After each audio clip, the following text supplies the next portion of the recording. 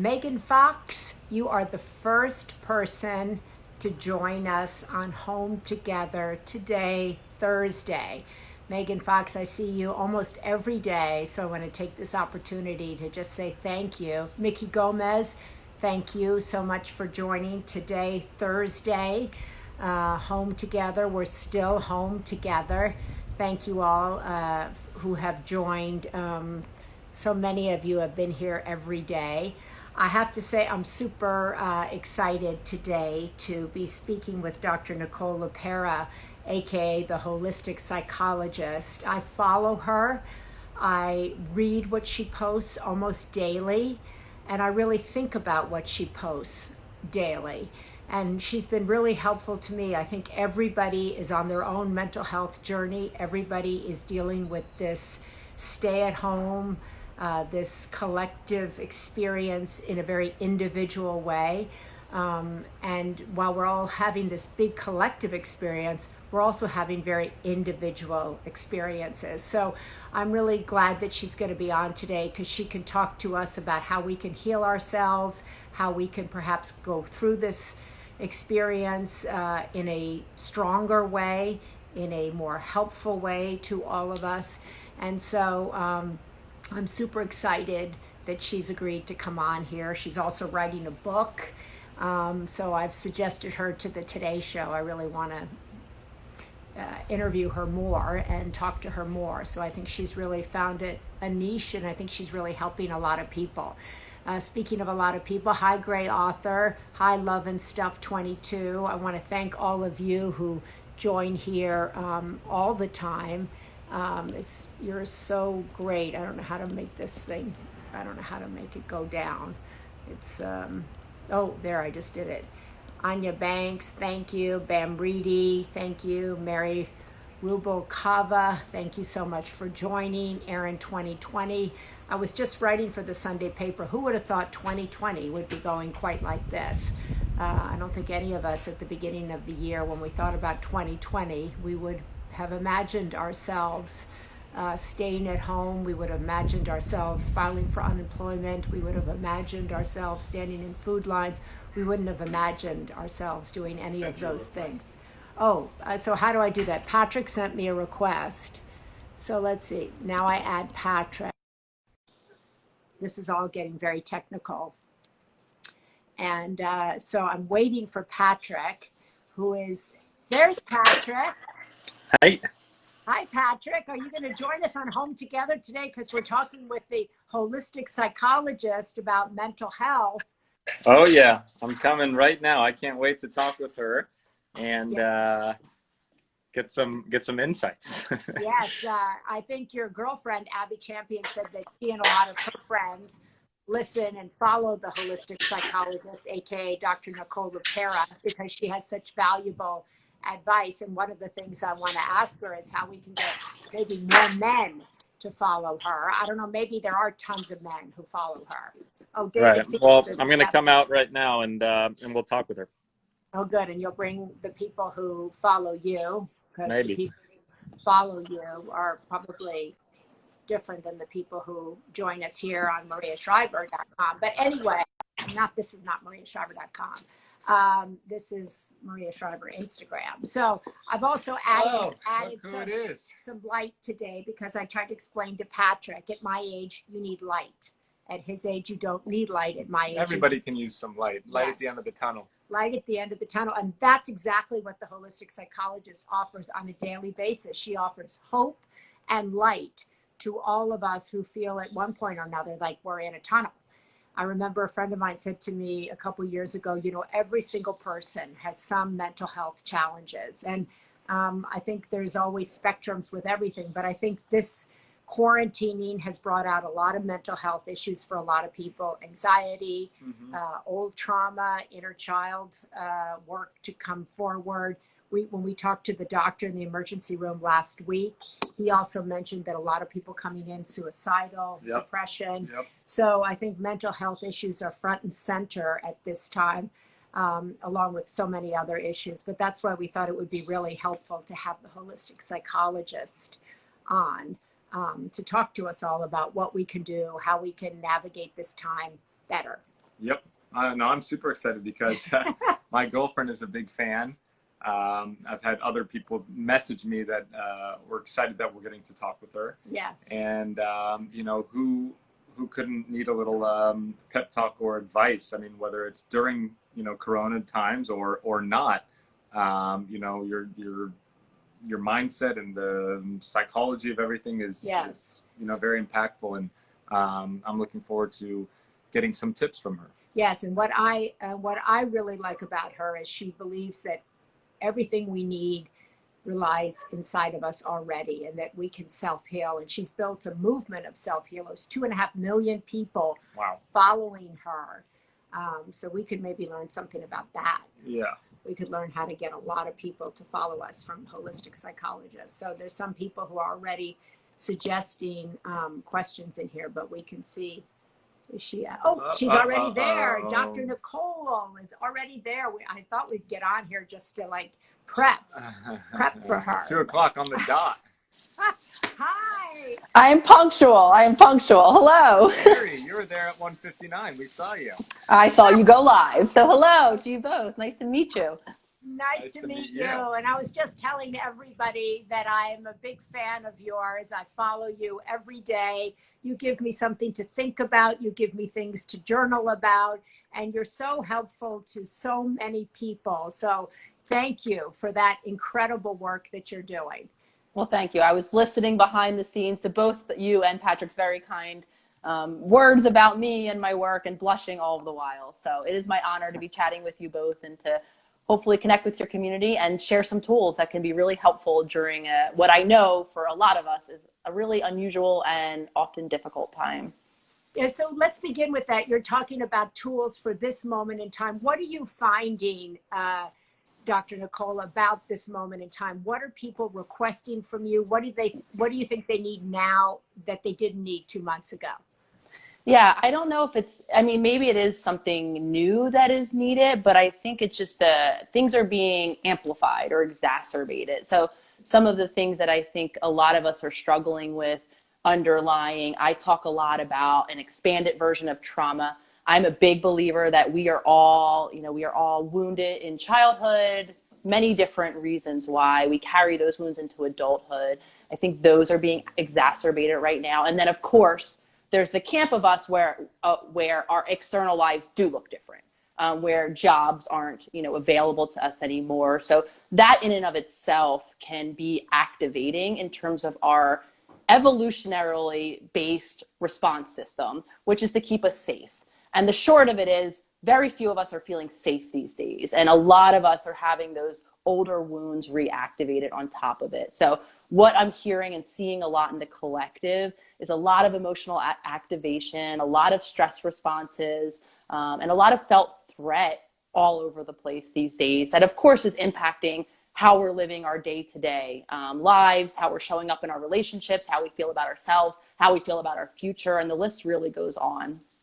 And what's your best advice for managing that? I know you talk a lot about journaling and writing down your experiences. If someone is experiencing all those emotions that you just talked about, what do you advise them to do if they don't have their job, if they've just lost their job, they don't know where the next paycheck is coming from?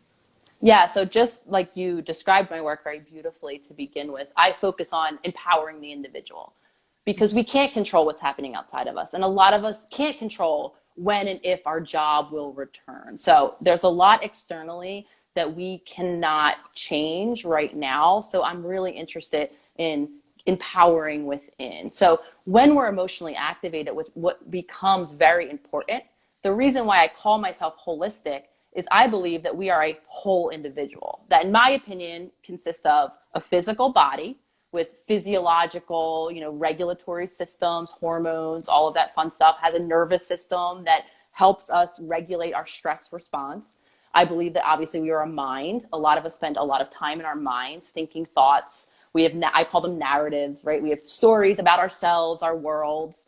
I believe that we are a spirit too. So I say that because when we're dysregulated, it's incredibly important. And again, when the environment is causing a dysregulation, it's really important to build in those daily practices that help us to reestablish a balance in ourselves. So things that I'm always talking about are the tools that we can regulate our body. I think that's what makes me a little bit different than some other, people, mental health individuals. I believe that we need to consider the body. So things like breath work, things like meditation, actual practices that can reestablish that balance. Because when our bodies are out of balance, we cannot manage our emotions all of that well. And then, of course, going up into our emotional and spiritual realms, incredibly important to find those practices that work for us, that help us soothe those more uncomfortable emotions. This is where it gets complicated, of course, because this is where a lot of us will observe ourselves falling into those older ways that we dealt with whatever it is, what ways that we dealt with sadness, ways that we dealt with grief, ways that we dealt with anger. A lot of us didn't learn healthy ways because we weren't modeled healthy ways to cope with our emotions. I'm one of those people. I had a very limited relationship with my emotions. I was so disconnected from them that it took me into adulthood to first reestablish that connection and then to figure out how to soothe these very complicated feelings. So a lot of us are finding us fall into those older patterns of coping that aren't always helpful, whether it's I'm numbing, I'm medicating, I'm screaming, I'm yelling, I'm tearing around the house, I'm discharging it outward. That's what is complicating things further for us. So in that realm, we really need to establish better practices, better ways to tolerate or to help soothe really complicated big feelings that a lot of us are experiencing. Yeah. So, of course, you talk about things that people can do personally to evolve during normal times and during times like this. But I think you said it perfectly, that there's a lot of stuff happening externally that we can't control. This virus, the lack of being able to go out to work, everything like that. But yet so many people do focus on that. It's hard not to. When am I going to get back to work? When can I go out for a walk? When can I go to the beach? When will my life be normal? All these things. So what's a tip for people to stop focusing on what they can't control? I know it sounds so much easier said than done. Oh, incredibly. And I used to be that person. I say it, a lot of us look outside. So when work resumes, when I can have that daily walk at the beach, then I'll feel better. While that might be true, and probably largely is true for a lot of us because our incomes are affected, because, we're feeling stagnant, energy is stuck, that, in my opinion, can't be we are so disempowered if we have to wait for the world around us to change to feel better. Oftentimes, that I call it kind of that future-based prediction thinking, where we try to become, the clairvoyant that is wondering when or knowing when it's going to end, instead of living in our minds, as a lot of us live most of our day-to-day life, really learning how to ground our attention in the present moment. Because for a lot of us, it's those running narratives, those fears that it will never end, for instance, that cause us that discomfort. So it's really about toning what I call an attentional muscle, and learning how to remove the focus that a lot of us are living constantly in our mind and our stories, me included. I talk a lot about a history that I have had of dissociation, of being connected, of being so internally preoccupied by my thoughts that I'm not even present in my current moment. So the impact of really toning that muscle and learning how to catch yourself when you're going down that, what if it never ends path, or when will it end? And it's causing me stress. That's that connection. We can all, I'm sure, remember a time where if I thought a stressful thought long enough, I might be having a full stress reaction in my body. So the way to navigate that differently is to first notice that I'm lost in thought. I'm worrying about when this is going to end. Even if rightfully so, acknowledge it, and then redirect my attention, whether we want to use our breath, what's available in our moment. Wait, what am I actually doing right now? Oh, I'm washing the dishes. Okay, let me just refocus my full attention. This sounds so simple, much harder, more difficult. But what I'm doing in that moment is I'm going from here, my mind, into my current reality in the moment. And that can relieve some of that extra stress that I'm causing myself.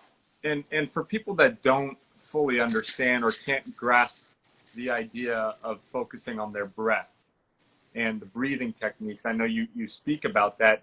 For a lot of people, it's hard to understand how to control and to focus on your breath in meditation. I'm one of those people. And I think a lot of people I'm seeing on there, it's hard to concentrate on breathing when I have so much anxiety or this thing. Are there other ways that you start your morning or you recommend people do in their days that can help them understand their, like you said, their intention for the day, or being in the now and focusing on what they really can develop. Yeah, absolutely. So our senses, what we can hear, what we can see, even our moving body, yoga, right, is really impactful for a lot of us because it gives us a different focal point. The breath for a lot of us can feel elusive. So for some of us, like I said, it's okay, let me just focus on, let me ask myself, go through a checklist. What can I see? Okay, I'm seeing my room right now. What do I feel? I'm feeling the impact of my, my butt against the floor. Like, right, like focusing on senses can help ground us. When our body is moving, when we're doing something active, I use dishes example, taking a walk, that can be the hook for our attention. In terms of starting our day, I set an intention every morning to carve out first and foremost time for just me before I pick up my phone, before I, enter the day, maybe before some of us watch the news and get the latest report. Carving out just time where I'm with myself can go a long way, where I can set that intention. And that might be the space where I use maybe my senses to ground me. And that gives me a start point to jump off for my day that's different. A lot of us pick up the phone, right? If we see something stressful, now we might be starting our day into that stress spiral. Right. And morning and first of the day doesn't have to be early in the morning. It can be whenever our eyes open, but carving out even 5-10 minutes just for you and your own self, being in the moment can go a long way. Dr. Nicole, I think it's, so many people need therapy and they find help on your page. So many people can't afford to go to a therapist. It's expensive for millions of people. And you've built this community of several million people online. First, does that surprise you? And two, what do you think people are getting from the community you've built? Yeah, absolutely, Maria. So yes, when I came online last July, so a year and a half ago-ish, I had two main intentions. The first intention, I was working very traditionally. I had a private practice. I was doing straight talk therapy. Behind the scenes, I had my own, dark night of the soul, my own healing journey. I came to the awareness of all of these holistic tools. I thought they worked. I wanted to start to speak about them. So that was my one intention. I want to share my tools. I was actually a little bit concerned about what peers in the field, what my colleagues would think. So I didn't really have any idea of what the impact would be. My other intention was to create a community of individuals who I could relate to because I was finding my relationships were shifting. So I went online with little expectation. I viewed it first and foremost as an outlet for me and my new work that I was wanting to put out into the world. I was floored at how quickly the community began to build. I was fostering the community aspect because I felt that was very important. I feel like a lot of us are feeling disconnected and lonely, especially as we start to make some of these changes that go along with healing. It pulls us, our relationships shift. So that was a big part of it. I understand though now why it gained steam so quickly. So it shocked me is my simple answer, but I understand it now. I think I'm meeting the collective right where they're at. So many of us are feeling stuck. So many of us, aren't living the life that we feel on some level that we deserve, or maybe that we want to feel that we deserve. So I think that these things that I'm now talking about very globally are universal. So while I show up and I'm the vessel of the message, I think that we're all collectively struggling in very similar ways and now healing in very similar ways. So while I was very surprised, I didn't know what the trajectory would be. I think it's a kind of this unifying thing that so many of us all around the world now are experiencing. Do you find that, since I'm the mom of 2 girls and 2 boys, do you find that men also come to your collective? Do they absorb the message in the same way as women? Yeah, I think it's really universal, gender-wise, culturally. Like I said, there are community members from all around the world, and to be sharing the same language and the same experience, regardless of the gender, the culture. It is there and it is prevalent. I've been connecting with other people that have platforms that are much more male based, so a lot of males have come in that way. Healing is for all of us, so I don't see distinctions, and that's what I think is so beautiful. It really is the kind of universal aspect of humanity, similar to, unfortunately, the kind of pandemic aspect that we're all sharing now. There's so many components of healing that we all get, no matter where you're living on the globe or what gender you're identifying with.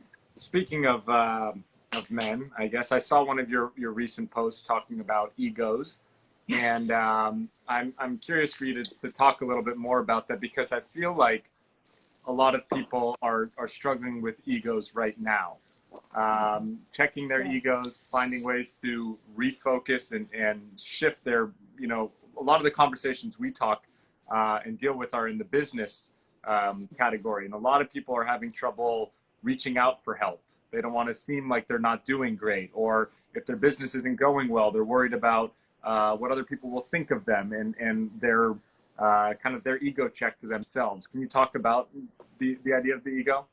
Absolutely. The ego is something universal. We all have one. It's not a bad thing. I think there's a lot of misinformation out there about what this ego is, and a lot of misdirected efforts to kind of eradicate it or make it go away. What the ego is from my perspective, or what function it plays from my perspective, is a protective function.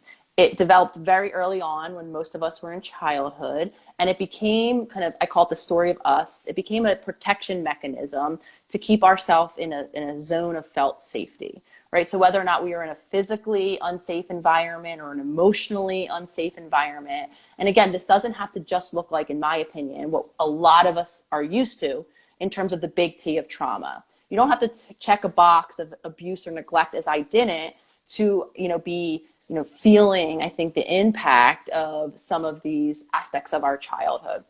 So I say that to say we all have an ego. It has a protective role. And when we feel threatened, and this is, again, the universal experience of this pandemic for most of us, we're all feeling threatened, some of us to a greater degree than another. So that's why, to speak to your point, Patrick, that you very eloquently are observing, our egos are getting activated, right? And all of these stories are coming up. Our egos are talking to us all day long.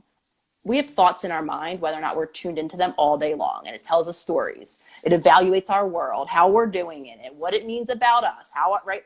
All day long. Most of those stories are very ego driven. And when we are feeling threatened, that's a time where our ego loves to come, what it believes is to the rescue, right? And telling us all of these stories, what it believes to be doing is to keep us safe. I want to just acknowledge what safety is for the ego is nothing beyond familiar.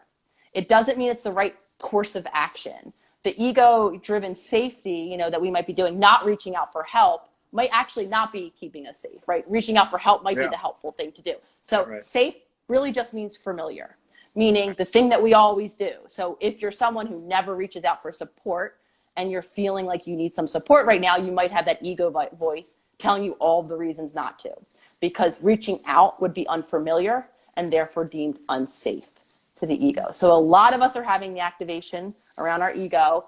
All of us live and have that ego within us. And our goal, in my opinion, is not to remove the ego. I don't believe we can.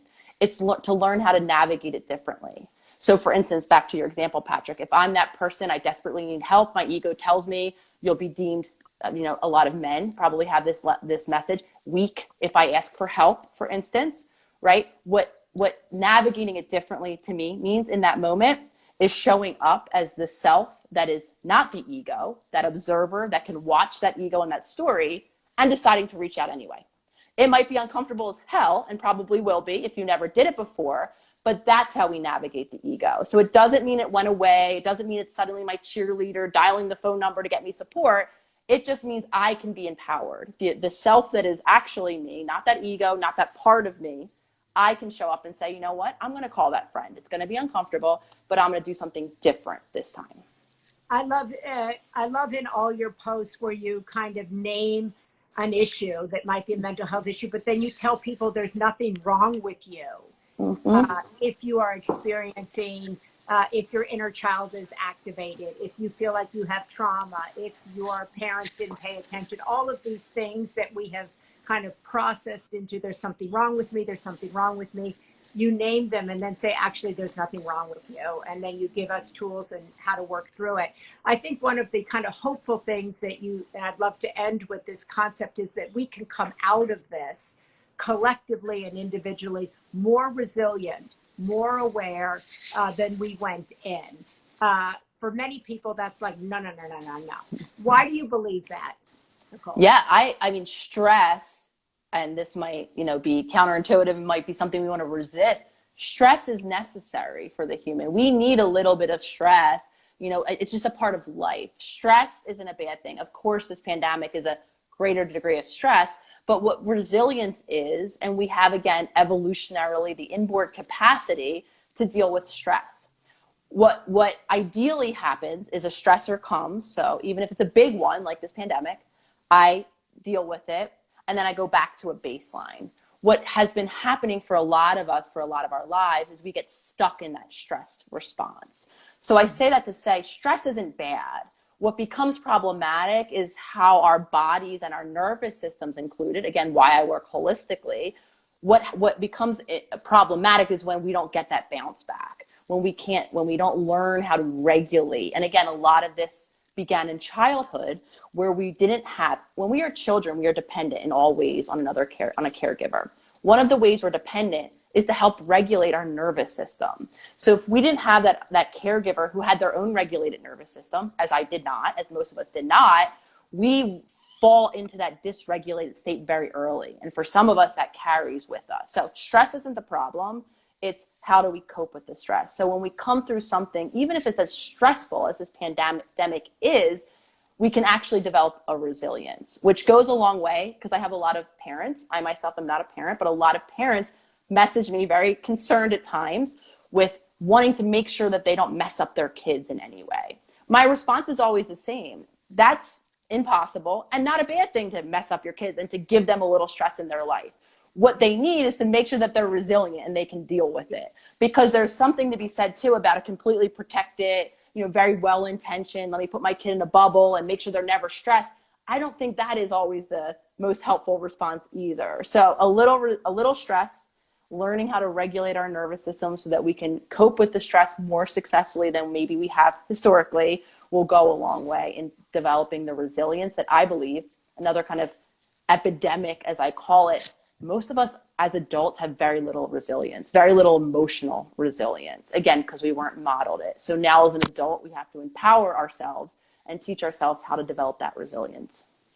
Well, thank you so much for blessing us with your wisdom and giving some tips and tools and advice to everybody. Where can people kind of learn more about you? Obviously through your social media page. Wait, I want to ask you, because I read that you've got a book coming out. Is that true? Well, there we go. Or you have a book? Yes. So 2 exciting things. I'm doing a whole lot of writing these days because we're anticipating a spring 2021 release date of my first book, which is super exciting. Thank you. And again, for the Today Show. I love it. That's great. And honestly, I thank the community. I thank everyone, because I know that this book has been really supported all along the way, and it's possible now because of the readiness of the collective. So anyone can find me at the.holistic.psychologist. Instagram, I have a link tree with all sorts of goodies on there, and you'll hear me talking about, because this time next Friday, May 1st, I'm actually opening enrollment to my online virtual membership, where we as a community walk through healing journey together. So anyone who's interested, I always just shout out my Instagram, because it really is the hub. Everything can be found in the link tree. So the.holistic.psychologist. So people can sign up for that course starting next Friday. Is that it? So starting next Friday, 9 a.m. Pacific Standard Time, the enrollment will open, and members will come in and we'll start healing together. The founding members, I think we launched in November. So we've been working hard as a group to tailor it, and now it's ready to go. So we're very excited to let a whole new round of self-healers into the circle.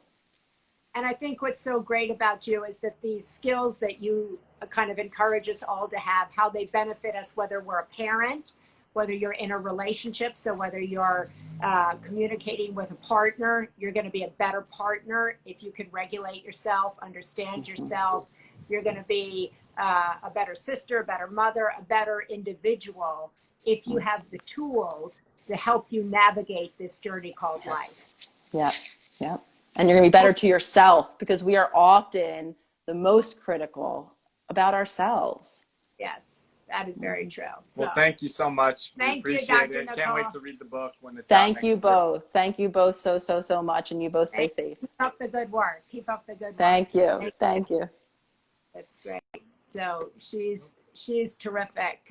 She's doing really extraordinary work on her page with her voice. I love that she had no idea what was going to meet her. She just went on Instagram and started speaking her truth, and that's why I always grew a following very, very fast. I mean, a year Very and a fast, half or yeah. whatever that was. But that goes back to the idea of just content is really king. When you're putting out great information, great content, when you're really talented like she is with her words and how she's able to articulate what people are going through, and talking about relationships and mental health and ways to navigate these times. It makes sense why she's blowing up so much. Yeah. And I follow her a lot. And I think that, you know, for many people my age, we did not grow up with any of this awareness. We did not grow up thinking about mental health. We did not hear words about boundaries, or we did not hear anything. Right. Anything. By the way, we didn't even say, a lot of people are wondering who I am. No, they're not. Yes. They are. This is Patrick Schwartz. I'm Patrick. Thank you, Maria and Patrick. Well, those are probably some people that have followed Oh, us. Maria and Patrick, I love that you're always giving and loving. This is my favorite interview yet. This wasn't great. Yeah, so everybody knows who you are. Well, no, we have Let other me people. introduce myself. People don't know who you are. Oh, God. Okay. Well, guess we're here because of her. They're here because of. Exactly. That's what I'm saying. Oh, so I'm Maria Shriver. Who are you? I'm Patrick Schwarzenegger. Okay, so maybe they all know who she is and they don't know who we are. I don't know. Maybe. Well, we're not. We're the holistic interviewers. Yeah. We're holistic mother and son. We need holistic help. We need it. We definitely. I found her really helpful. And so I want to thank all of you for joining us on Home Together. We do these interviews every day at the same time. And Hot Patrick. Yes. And tomorrow we have Mark Cuban. Mark Cuban. He'll be on my Instagram at Patrick Schwarzenegger. And I can't wait to talk with him about business, about the economy right now, about how his businesses are shifting, about how he's finding ways to give back and use his voice and his platform to help out a lot of the small businesses and employees. So I know a lot of you guys have been recommending us to talk with Mark Cuban. So we're super excited to talk with him tomorrow. Again, that's on my Instagram page at Patrick Schwarzenegger. And 2 p.m. tomorrow. I can't wait. And hopefully you guys come and watch. Yes. Who colored my hair? Vito Esposito. Vito Esposito. That's a good name. Yes, Vito Esposito. But I just put dry shampoo in it and root spray and all kinds of stuff. So this is a whole mixture of things going on here. But I'm also going to go over to the Women's Alzheimer's Movement account at 3:00 and talk to Dr. Mark Hyman about brain health, about women, about Alzheimer's prevention. So if you're interested in any of those subjects, I will see you at 3:00 West Coast time on the Women's Alzheimer's Movement. That's WHAM Now with Dr. Mark Hyman, who's a great friend and a great doctor and a great agent of change. Don't say end. We will see you guys tomorrow, 2 p.m. Okay. Mark All Cuban. Right. What Come root back. spray? People want to know the root All right, spray. then you keep talking about your hair. Okay. My hair. No one's complimenting me on my hair. No, he's had it. No, I'm only kidding. Anyway, we want to thank you. We want to thank the holistic psychologist so much for joining us. As I said, I'm a big fan of hers, and I think I'm a student of so much of what she's putting out there. I find it so helpful. Patrick has just left me. And I'm going to go over to the Women's Alzheimer's Movement. I want to thank you. And we'll see you tomorrow with Mark Cuban on Patrick's Instagram account. I'm Maria Shriver. And that's Patrick Schwarzenegger. And we are still home together doing our part, trying to be of service to our country and to our state, and do what we can to bring you joy, bring you tools that will help you. These are conversations with the helpers, the healers, and the cultivators of hope. We're all one of those kinds of people, and we want to thank you all for joining us. Wish we were on twice a day. Lord have mercy. I don't know about that. That's one of those accounts. But thank you guys so much for joining us. And WHAM is at 3 p.m., the Women's Alzheimer's Movement with Mark Hyman. Every Thursday, we have a different guest there to talk about women's health, brain health, and Alzheimer's prevention. That's my passion. Got to find a cure for Alzheimer's. We're on it. And so much good work going on from the Women's Alzheimer's Movement, which we're trying to bring attention to at this time. So God bless you all, and we'll see you later, or I'll see you at WHAM. Bye. Patrick, do I press end now?